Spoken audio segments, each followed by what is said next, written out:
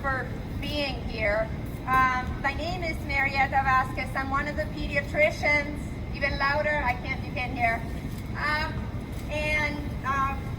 I organize diversity for the Department of Pediatrics. And this is something that we care for very deeply. The people who are next to me are leaders in our department and came up and saw the white coat for Black Lives and said, how can I contribute? And seriously, we did not expect this crowd. I think what this tells us is that people are listening and that you understand your voice is important, but your actions are even more important. So with that, I'll leave you to the real directors, Dr. Markowitz.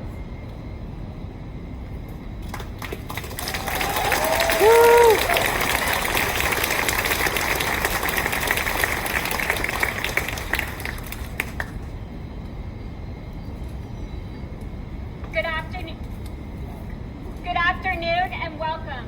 My name is Dr. Molly Markowitz, and I am a pediatric resident at Yale New Haven Children's Hospital.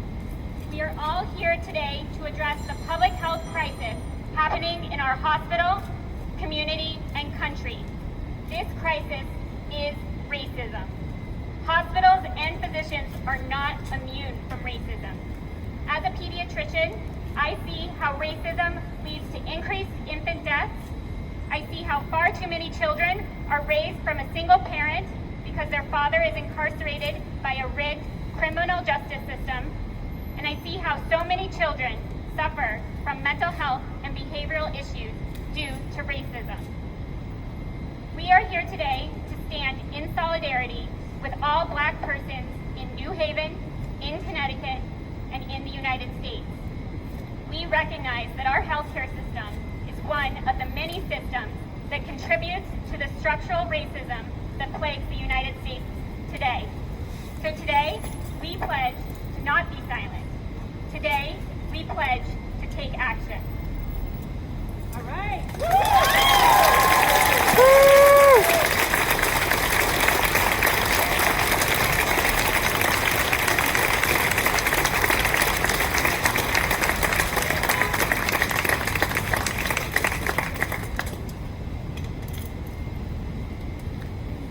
You got this? Woo!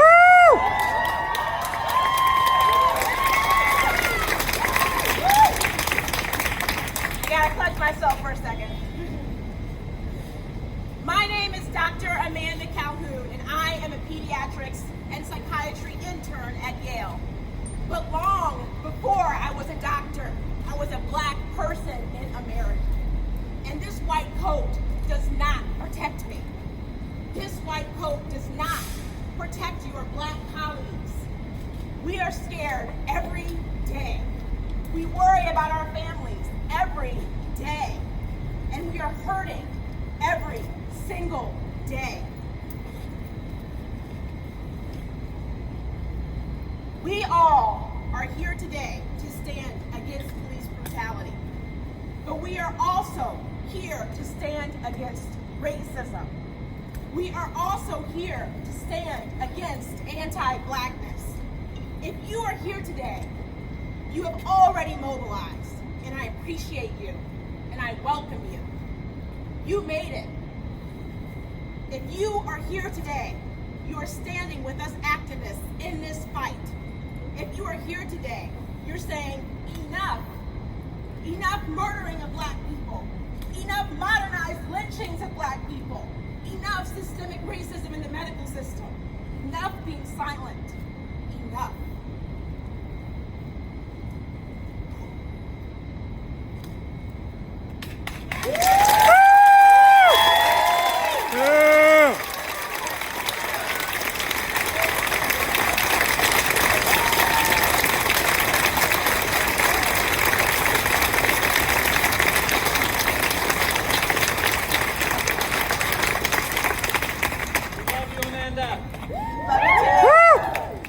I have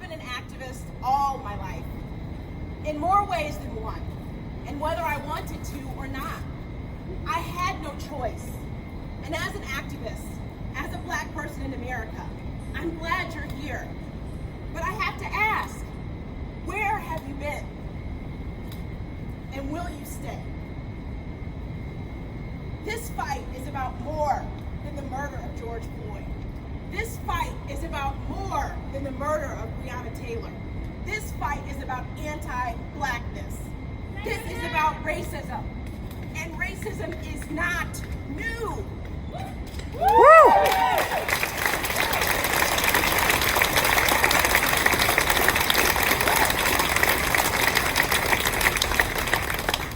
Innocent Black people getting killed with no repercussions given to their white murderers is not new. We, Black people, have been telling you that racism is killing us, both literally and figuratively, for centuries. And society, collectively, has silenced us. And now, we as Black people are tired. We as Black people are tired of feeling like no one is listening. We as Black people are tired of having to confront you for the racially offensive things you have done, things that you have never apologized for or owned up to. We as Black people are tired of having to convince you of the mere existence of a racist system, a system that we did not build.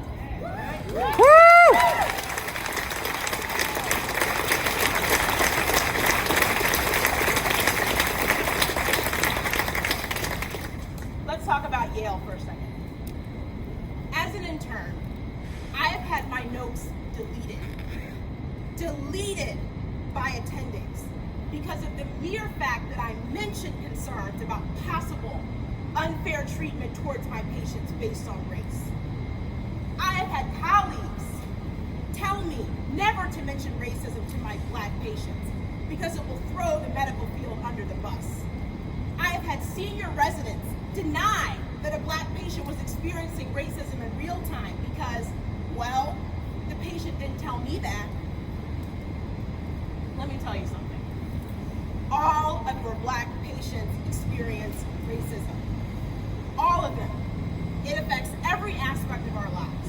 And if you have not had your Black patients tell you about the racism they experience, it is because they do not trust you.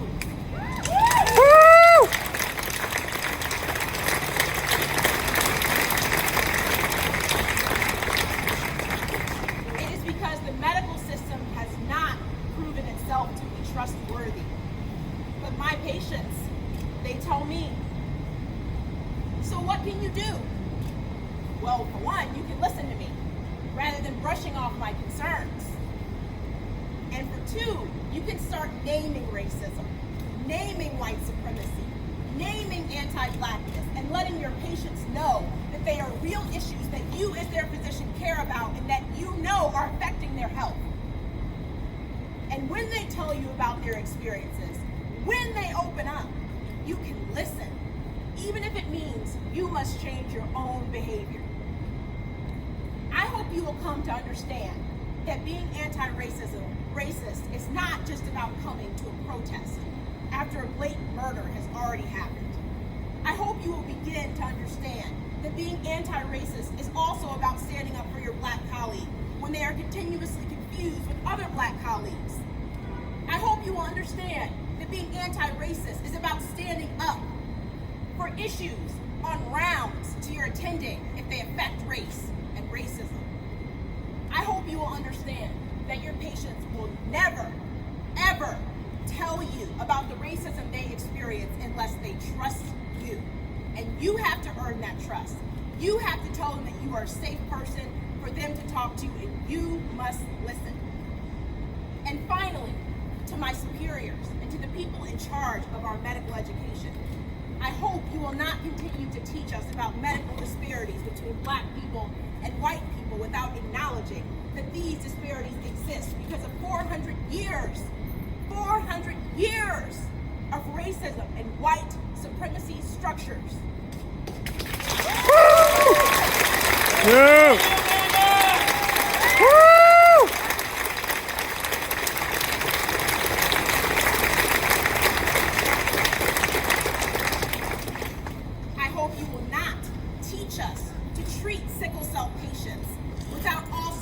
teaching us about the long and documented racism and differential treatment directed at Black sickle cell patients. I hope you will not to continue educating us with medical vignettes in which Black women are always depicted as single, poor, and unmarried. I hope you will not teach us about substance use disorders without mentioning that while white people actually do the most drugs, Black and brown people are the ones mostly in jail for drugs. Woo!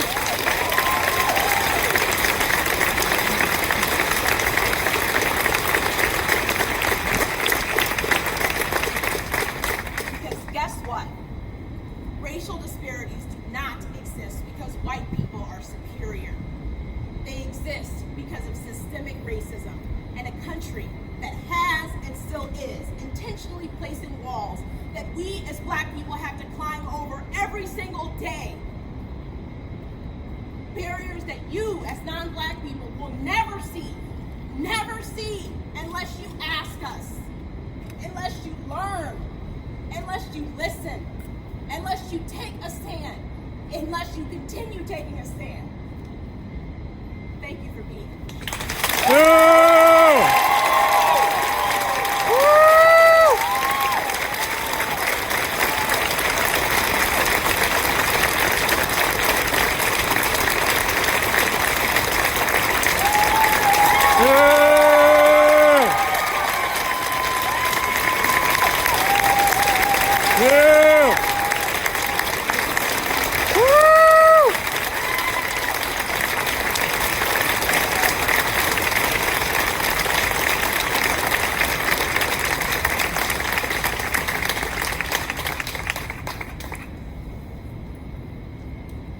My words are not nearly as important as the words that we just heard, but I'm going to close before we have our moment of silence.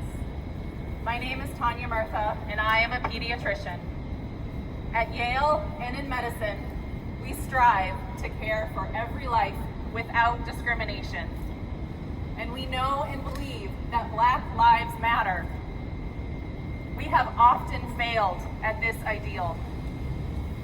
But we are here today to stand in humble solidarity with our Black colleagues and our Black patients who have endured immeasurable suffering, to commit to helping and improving the health and lives of all Black Americans. We are here to listen, and we are here to learn. I know I have much to learn, and we are here to lend our voices. I want to thank you all for coming and showing your support in this moment, and I echo Dr. Calhoun in encouraging you to continue that support. I ask you now to kneel and spend the next minute in silence, in recognition of all of the voices who have been silenced simply because they are Black.